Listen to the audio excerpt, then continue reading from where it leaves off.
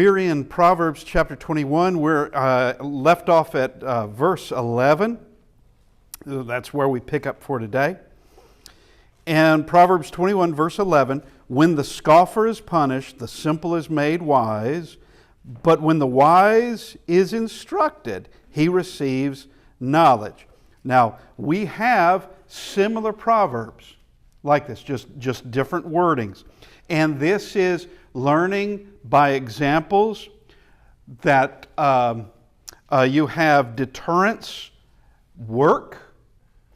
The first part of this, when the scoffer is punished, the simple is made wise. Someone who may have been thinking about doing what the scoffer's been doing, taking the same path that the scoffer's been doing, maybe admired the scoffer. When the scoffer is punished, then there can be some wisdom that is instilled. And deterrents do work. Now, they can't work 100%. You'll always get the person who they're going to do something and they know they're not going to live throughout the day. With some of them, they're quite certain that is not their goal. Their goal is not to live today. Their goal is to do a certain evil act and die in a blaze of glory. And there's no glory to it. There's nothing but shame and murder and everything evil that's in it. But look at the two different types of, well, actually there's three different types of people. The scoffer is punished. All right, that's the scoffer. The scoffer has done something by justice. There is this punishment. Proverbs 19:25, strike a scoffer and the simple will become wary. Okay, so we get now to the simple. The simple is made wise. The simple who they're not where the scoffer is. They could head that direction, but they just learned something. And there are different ways to learn. One is the hard way, and some don't even learn that. The hard way of doing something, finding yourself in a terrible situation where it's punishment or whether it's feeding swine in a foreign country while you're starving, that there is learning the hard way. And you got yourself in that situation, now it's time to change. There are easier ways to learn. There is with the simple is not the one being punished. They haven't done the crime. But they're seeing it, what transpires. Here is what this person did. This scoffer did this. They're being punished in this way. Therefore, I'm going to back out. I'm going to back away from that kind of life. I'm going to back away from admiring that person as I did. They didn't get punished, and they are learning because of what they see, the mistakes of others. There's also another way.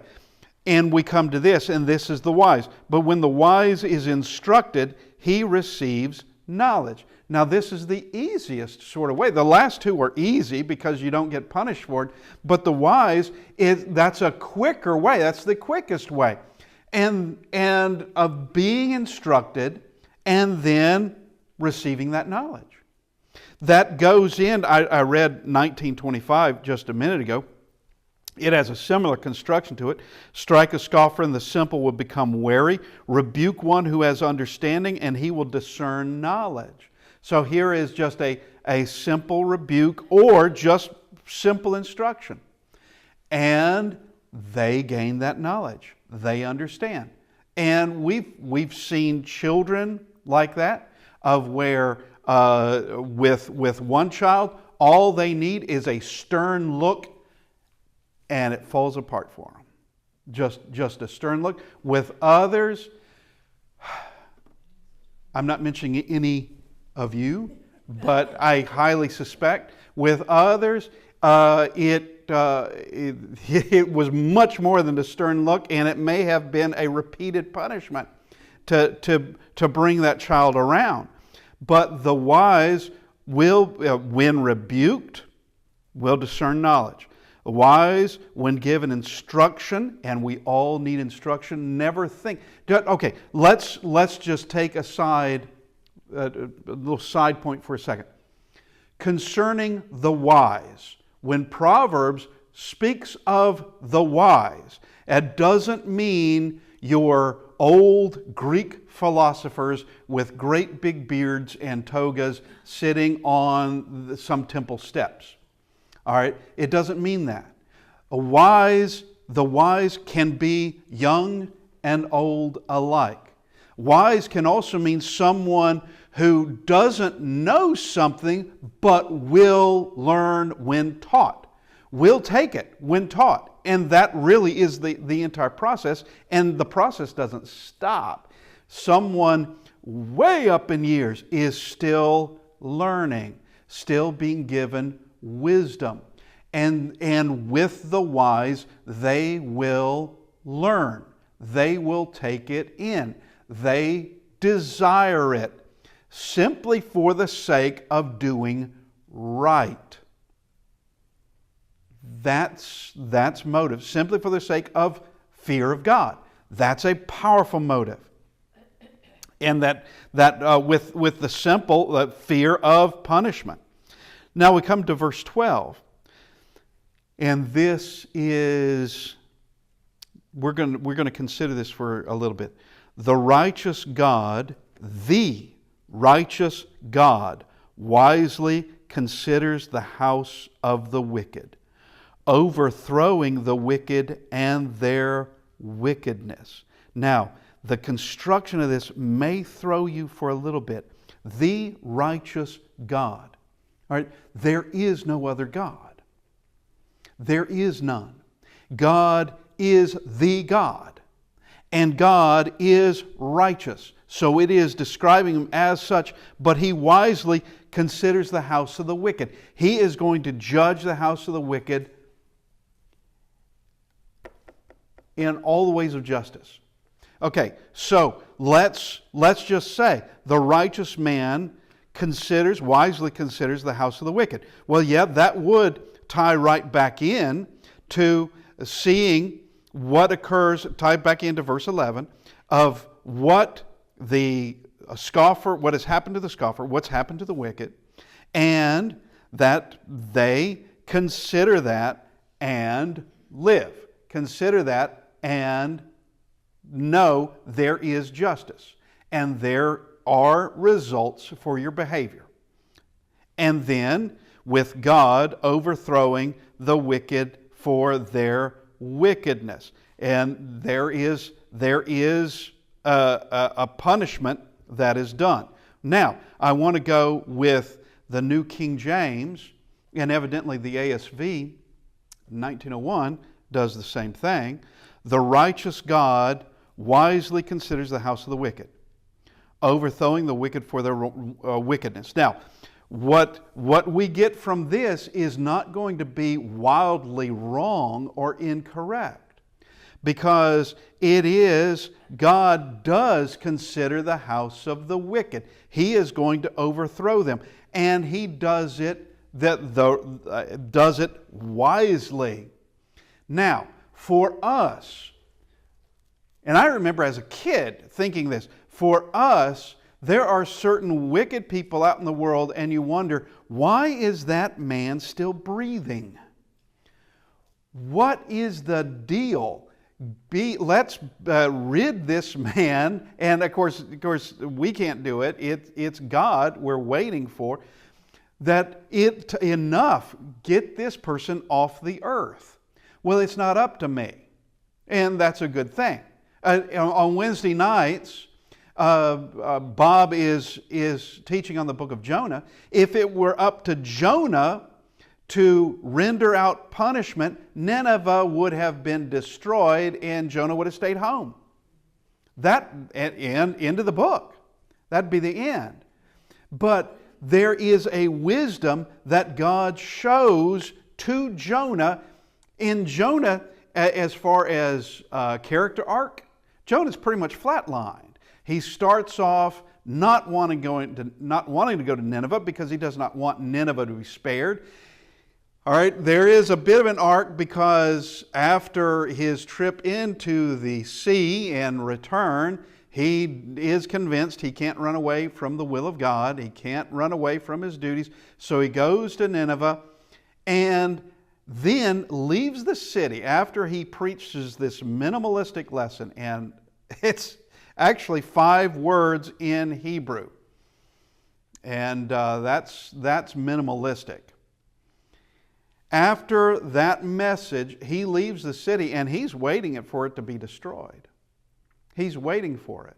And then God gives him, actually comes to him and talks to him, as a matter of fact, to try to reason with him.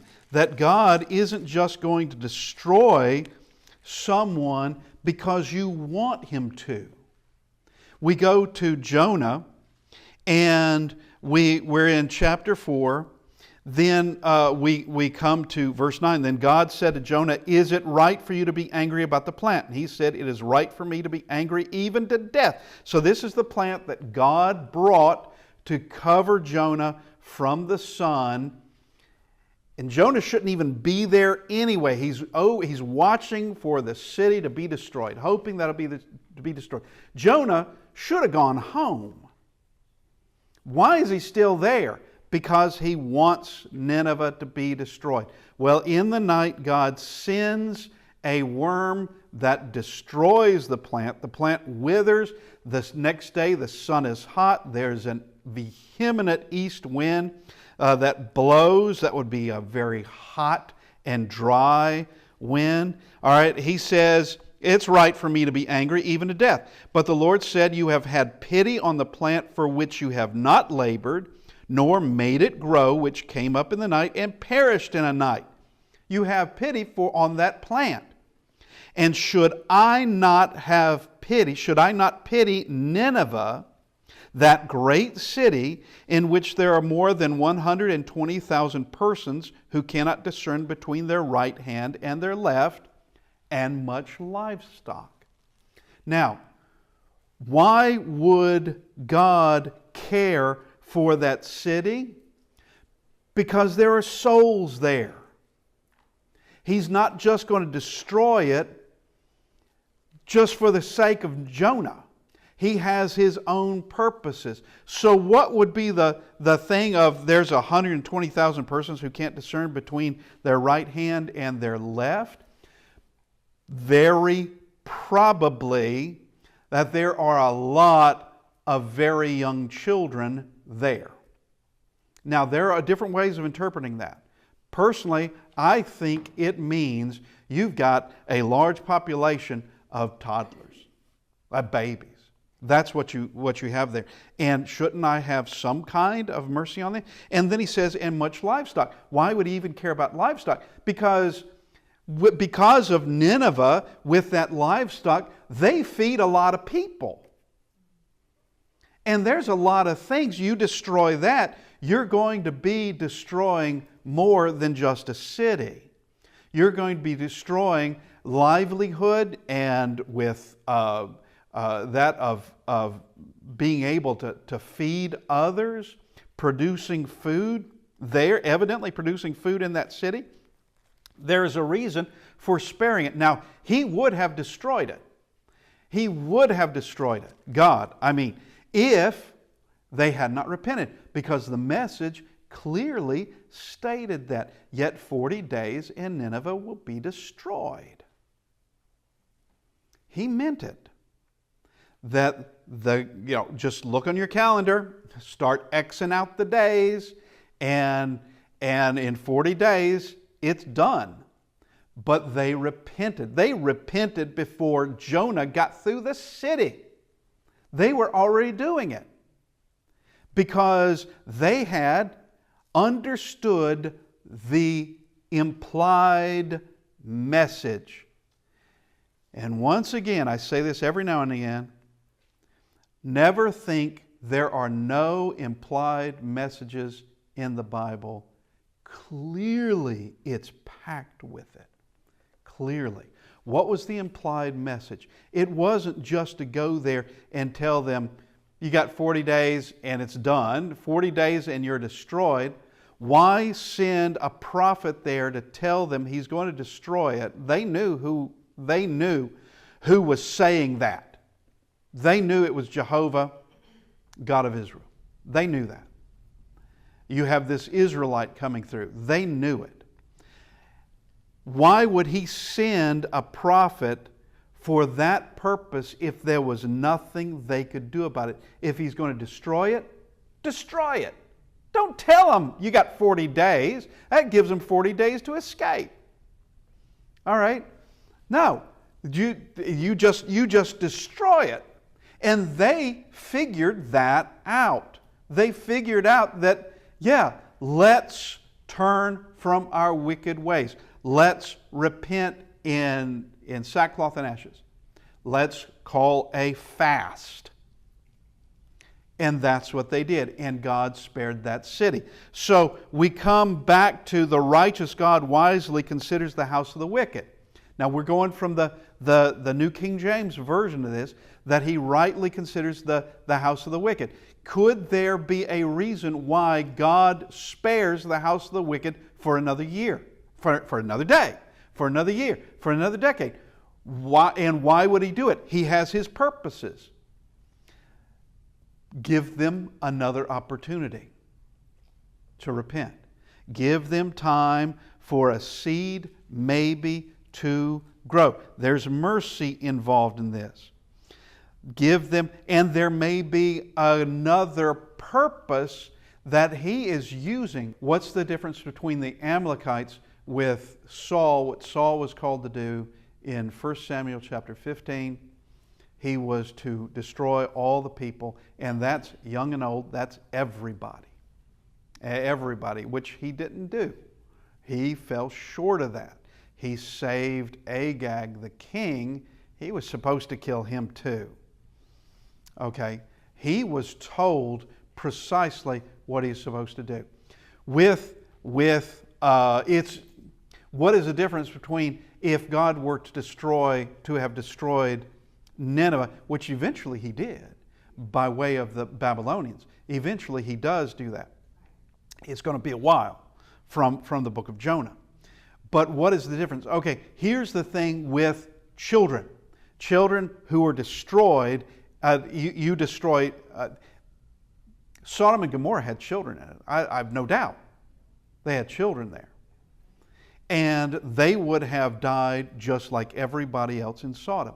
So the question is, what's the difference between something like Sodom and what Saul was doing with the Amalekites, and to a degree he did, but to a degree, not fully, and also what God would have done to Nineveh. And I can only assume that in destroying Nineveh that it would have been something, not a foreign army. Something more akin. It's my imagination. I don't know what he would have done, but in my imagination, it would have been something like Sodom and Gomorrah. The thing with God destroying, let's say with the flood, how many children died in that? All right, with children dying, is that unjust? No. God gives, God takes away. A child, an innocent, who dies, regardless of how the innocent dies, has God on the other side. God welcomes them home. All right? And so it is God's justice. God is creator. God can also be destroyer. He has every right to do that. As our creator, he has every right to tell us how we are to live, and if he wants to, can destroy the entire world if he wants to. But in all of this, whether it was by way of flood under the days of Noah, whether it was by fire and brimstone with Sodom and Gomorrah in the days of Lot, or whether it was Saul and the army of Israel with the Amalekites, or with Nineveh that's not actually destroyed in the book of Jonah. What is the difference? The difference is what we would call instrumentality. It would be, how did he do it? Flood, fire, brimstone, and then Israel. Israel was required to kill, Saul was required to kill all the Amalekites as a way of finding out, would he be fully faithful? And the answer to that was no, he wasn't. He wasn't taking the words of God seriously. But in all of this, one can howl and raise a protest that somehow God killing children is absolutely inhumane. I can't do it, you can't do it, but the Creator can. Once again, He has full right over our existence. Full right. We wouldn't exist except for Him. And regardless if we are young and innocent or old and jaded, it doesn't matter. He has that full right. Now, we come to 21:12 again. The righteous God wisely considers the house of the wicked. There may yet be purposes for the house of the wicked, that God is going to use them, and He's going to use them in different ways. Such as with the Assyrians, which is Nineveh. Nineveh was the capital. With the Syrians were a wicked lot. They were. That's why He sends Jonah up there. But later on, the Assyrians, they sort of forgot Jonah. They forgot the message. They went back to where they were, and maybe even worse. And God uses the Assyrians to punish Israel. And Israel goes into the Assyrian captivity. Same thing concerning the Babylonians and Nebuchadnezzar. Nebuchadnezzar wasn't exactly a righteous man. Now, when Daniel enters into his life, Nebuchadnezzar changes. Unlike Jonah, Nebuchadnezzar has his ups and downs, but Nebuchadnezzar he changes his mind. He changes his ways, his thinking. And God can use Nebuchadnezzar and the Babylonians in a certain way. And that it is true that God may be using the wicked and the house of the wicked for a purpose they don't even understand. But there will be judgment on them. Nineveh was destroyed. Babylon was destroyed. All kinds of wicked have been destroyed. And but understand, He will overthrow the wicked. He will do it. Now, with our two variations on this proverb, in any of this, whether we take it one way or we take it another way, is any of it patently false? No, neither one. Neither one is. Will either one? If I follow this version, is it going to take me in a bad direction? No.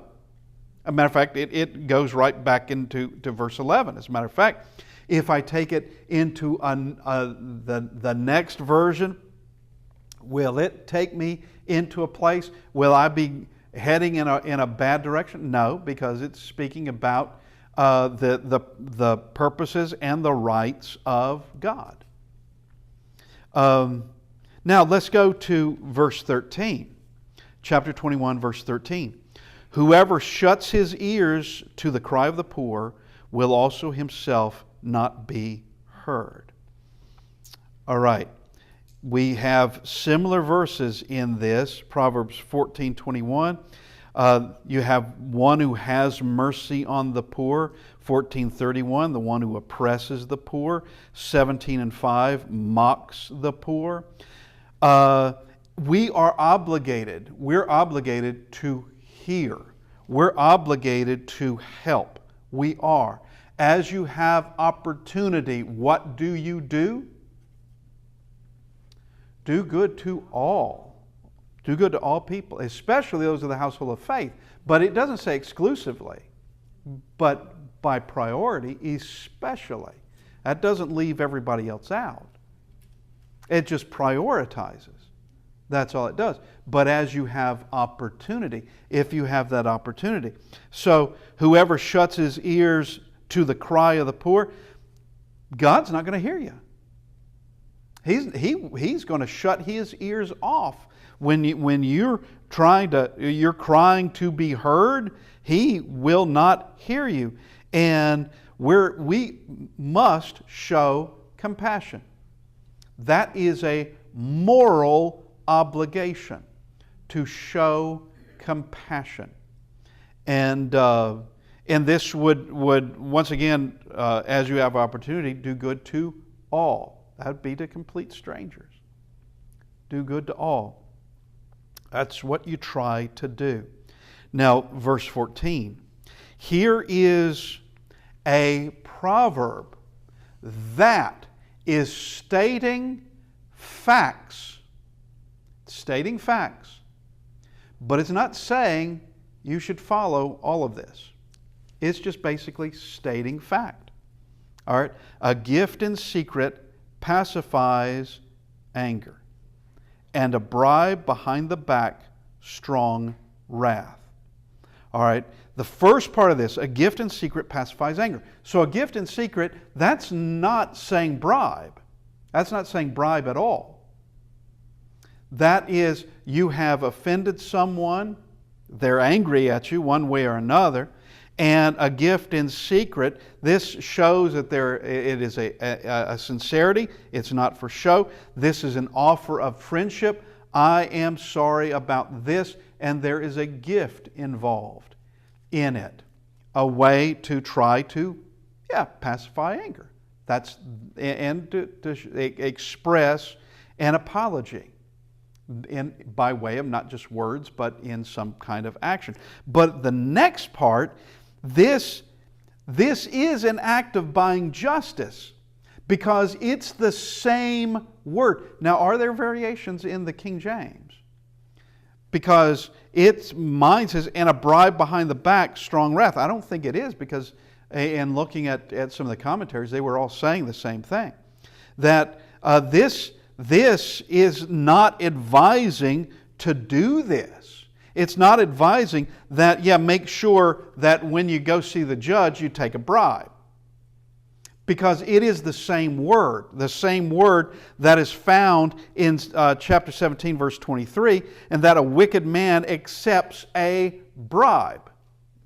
Well, if a wicked man accepts a bribe, what about the person who's giving the bribe?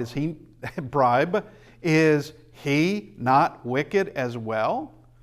Well, yeah, he is. And that you have justice, chapter 29, verse 4, the king establishes the land by justice, but he who receives bribes overthrows it. So you have this cross purpose. King is trying to bring justice, one who taking bribes, trying to destroy it. Destroying justice. Now, it would be a simple statement of fact that a bribe can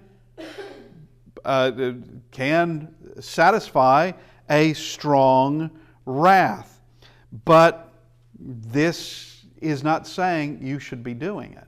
It's just saying it is done and it can be successful. But that's not what you need to do. Yes, ma'am? This one says a reward in the bosom, strong wrath. Okay. Reward, you think something different. Yes, correct. But it is, and this is why I went looking at my Hebrew words. It's the same word as 1723, identical. And 1723 doesn't read a wicked man accepts a bribe. I'm sorry, that's exactly what it says. It doesn't say a wicked man accepts a present or reward. Yeah, a wicked man doesn't accept a reward. Yeah. That and I think that sometimes you have translators who they don't know which direction it should go, and so they do their best. And perhaps that they had a very good reason for it, but I'm telling you that it's the same word. It's from 1723. A wicked man accepts a bribe, not accepts a reward. Yes, that's exactly right. And while this may seem strange, it's just stating a fact, is all it is. It's not saying that this is what you need to do. It's not advising you do it, just that this exists in the world. This is what happens, the power of a gift. And one would be a gift that is not subverting justice. It's just trying to pacify anger. The other is specific, is definitely that is a bribe to get out of trouble. There's no other way to look at that as far as I know. But because the words are identical, and I don't know how you could take that Hebrew word and then decide it now means something else. Perhaps there is a reason for it. Now we go to verse 15. And as we have stated from the very beginning in all this, as Solomon introduces the book, there are the riddles of the wise. There are enigmas, mysteries. There are these things that not every proverb is going to be easily understood. Not every proverb is. Some of them, yeah, that's quite simple. Others take a little bit more time and more consideration. And you look at other passages to try to get a better understanding of that one proverb. Now, verse 15. It is a joy for the just to do justice, but destruction will come to the workers of iniquity. Okay, so here we have this comparison. You have the joy of doing justice. Yep, just like in 21:10, the soul of the wicked desires evil. That's his joy. That's what he wants. I think that's where we left off last week. The soul of the wicked desires evil. That's his life. That's what he wants. He delights in it. Now here with it is a joy to do just, for the just to do justice, and we do have a purpose. In Ecclesiastes chapter 12 and verse 13, the next to the last verse in the book, we clearly are to fear God and keep His commandments, for this is man's all. That's your whole being. That's why you exist. That's why I exist. It is to fear God and keep His commandments. Well, if we're created to fear God and keep His commandments, and we are also created with emotions, we are. We're in the image of God. He shows emotions too. Christ didn't cry, He wept. God never becomes angry. Yes, He does. Is there joy in heaven? Yes, there is. So, if we put these two things together, if we're created in a certain way and we have emotions as well, it seems to me like if we are behaving, if we're doing the very thing we've been created to do, that there would be a positive emotion attached to it, that of joy. And there is. There is. Now, you can kill it. You can be twisted. You can be perverted. You can turn into something you were never meant to be. We're created good, but that doesn't mean we remain that way and someone go a long distance away from good. But there is a joy, and this joy isn't really understood by the wicked. To them, it's a joke. It's a joke, and they just don't understand it. We come to, but destruction will come to the workers of iniquity. There is nothing good here. Nothing at all. Verse 16. A man who wanders from the way of understanding will rest in the assembly of the dead. Notice, a man who wanders from the way of understanding. So he had it for a while. How long? 10 minutes? It would have probably longer than that. It could be 10 years. It could be 40 years. It could be all his life. But you wonder, you still, regardless of your age, regardless of your experience, you still have free will. You still can choose the direction you want. You can still do it. And here it's showing that a man can wander from the way of understanding. He can, from Proverbs 19 verse 20, where listen to counsel. Proverbs 19:27, cease listening to instruction.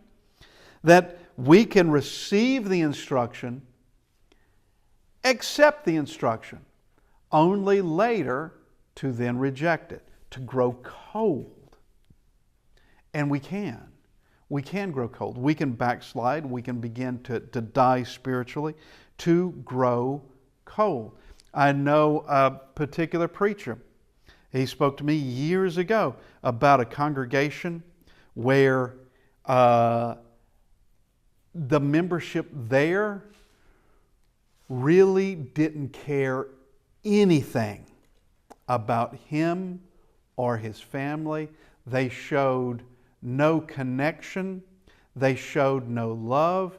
When he and his wife were in a terrible bind, and I mean medically, not financially, medically, they did nothing. Members from another state who knew the situation came and helped, but those did not. They did nothing.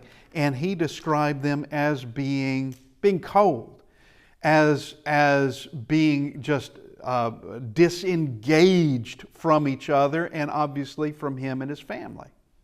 There was no family there. And he said, we had to move or we would become exactly like them. Now, had that congregation obeyed the gospel? Yes. So they had received the instruction, probably receiving it a lot, but they were doing nothing. They were doing nothing. And this man and his family, had they received knowledge, had they received instruction? Yes. But even they too could be beaten down, ground down, and leave it all together. So we can be as this, a man wandering from the way of understanding. And where's the destination? Will rest in the assembly of the dead. That is the product there. All right, we have come to the end of the class. I appreciate everyone's participation and help, and we will continue next week. Thank you, everybody.